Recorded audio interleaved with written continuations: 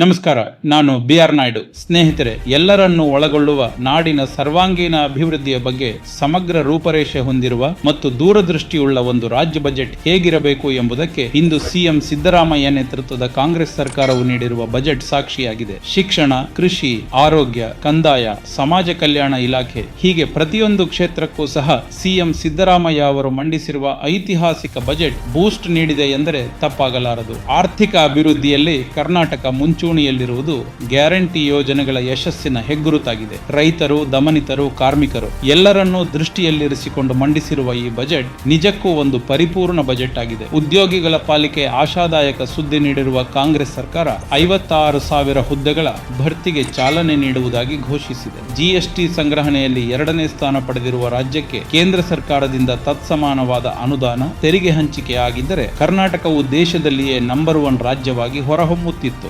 ಅನ್ನದಾತರನ್ನು ಎಂದೂ ಮರೆಯದ ಕಾಂಗ್ರೆಸ್ ಸರ್ಕಾರ ಈ ಬಾರಿಯೂ ರೈತರಿಗೆ, ಕೃಷಿ ಕ್ಷೇತ್ರಕ್ಕೆ ಭರಪೂರ ಕೊಡುಗೆಗಳನ್ನು ನೀಡಿದೆ. ಬೆಳೆಯ ಮಾರ್ಗದರ್ಶನದಿಂದ ಹಿಡಿದು ಮಾರುಕಟ್ಟೆಯವರೆಗೂ ರೈತನೊಡನೆ ಬೆಂಬಲವಾಗಿ ಸರ್ಕಾರ ನಿಲ್ಲಲಿದ್ದು, ಇದಕ್ಕಾಗಿ 4 ಸ್ತಂಭಗಳ ಯೋಜನೆಯನ್ನು ಘೋಷಿಸಿದೆ. ನರೇಗಾ ಯೋಜನೆಯ ಹೆಸರು ಬದಲಿಸುವ ಮೂಲಕ ಕುತಂತ್ರ ರಾಜಕಾರಣ ಮೆರೆದಿದ್ದ ಬಿಜೆಪಿ ಹಾಗೂ ನರೇಂದ್ರ ಮೋದಿಗೆ ಸಿದ್ದರಾಮಯ್ಯ ಸರ್ಕಾರ ಸರಿಯಾಗಿಯೇ ಟಕ್ಕರ್ ನೀಡಿದೆ. ರಾಜ್ಯದ ಎಲ್ಲಾ ಗ್ರಾಮಗಳ ಪಂಚಾಯಿತಿಗೆ ಮಹಾತ್ಮ ಗಾಂಧೀಜಿಯವರ ಹೆಸರಿಡುವ ಮೂಲಕ ಅವರ ಹೆಸರನ್ನು ಚಿರಸ್ಥಾಯಿಗೊಳಿಸಲು ನಿರ್ಧರಿಸಲಾಗಿದೆ. ಉತ್ತಮ ಕಲಿಕೆಯಿಂದ ಉಜ್ವಲ ಭವಿಷ್ಯ ಎಂಬುದು ಕಾಂಗ್ರೆಸ್ ಸರ್ಕಾರದ ಧ್ಯೇಯವಾಕ್ಯ. ಇದನ್ನು ನನಸಾಗಿಸುವ ನಿಟ್ಟಿನಲ್ಲಿ ಸರ್ಕಾರ 800 ಪಬ್ಲಿಕ್ ಶಾಲೆಗಳು, ಪದವಿಯವರೆಗೂ ಉಚಿತ ಪಠ್ಯಪುಸ್ತಕ ಸೇರಿದಂತೆ ಹಲವು ಮಹತ್ವದ ಯೋಜನೆಗಳನ್ನು ಜಾರಿಗೊಳಿಸಿದೆ. ಇನ್ನು ಉತ್ತರ ಕರ್ನಾಟಕದಲ್ಲಿ ಉದ್ಯೋಗಾವಕಾಶ ಹೆಚ್ಚಿಸಲು 1,000 ಎಕರೆ ಪ್ರದೇಶದ ಕೈಗಾರಿಕಾ ಪಾರ್ಕ್ ನಿರ್ಮಿಸುತ್ತಿರುವುದು ಕಾಂಗ್ರೆಸ್ನ ದೂರದೃಷ್ಟಿಗೆ ಸಾಕ್ಷಿ. ಪರಿಶಿಷ್ಟ ಜಾತಿ ಮತ್ತು ಪಂಗಡಗಳು, ಅಲ್ಪಸಂಖ್ಯಾತರ ಪ್ರದೇಶಗಳಲ್ಲಿ ಮೂಲಭೂತ ಸೌಲಭ್ಯಗಳ ಅಭಿವೃದ್ಧಿ ಹಾಗೂ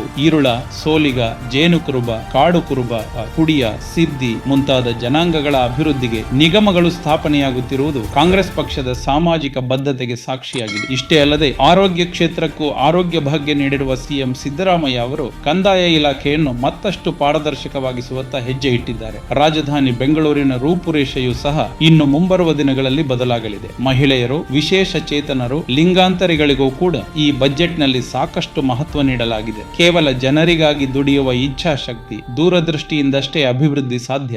ಈಗಲೂ ಸಹ ಚೊಂಬು ಹಿಡಿದು ಕುಳಿತಿರುವ ಬಿಜೆಪಿ ನಾಯಕರು ತಮ್ಮ ಮನಸ್ಥಿತಿ ಬದಲಿಸಿಕೊಳ್ಳದಿದ್ದರೆ ಅವರ ಕೈಲಿರುವ ಚೊಂಬು ಶಾಶ್ವತವಾಗಿ ಅವರ ಕೈಯಲ್ಲೇ ಉಳಿಯಲಿದೆ ಎಂದು ನೆನಪಿಸಲು ಇಚ್ಛಿಸುತ್ತೇನೆ. ಸಿಎಂ ಸಿದ್ದರಾಮಯ್ಯ ಬಜೆಟ್ನಲ್ಲಿ ನಿಮಗೆ ಅತ್ಯುತ್ತಮ ಎನಿಸಿದ ಯೋಜನೆಗಳು ಯಾವುದು? ಕಮೆಂಟ್ ಮೂಲಕ ನಮ್ಮೊಡನೆ ಹಂಚಿಕೊಳ್ಳಿ. ಜೈ ಹಿಂದ್, ಜೈ ಕರ್ನಾಟಕ.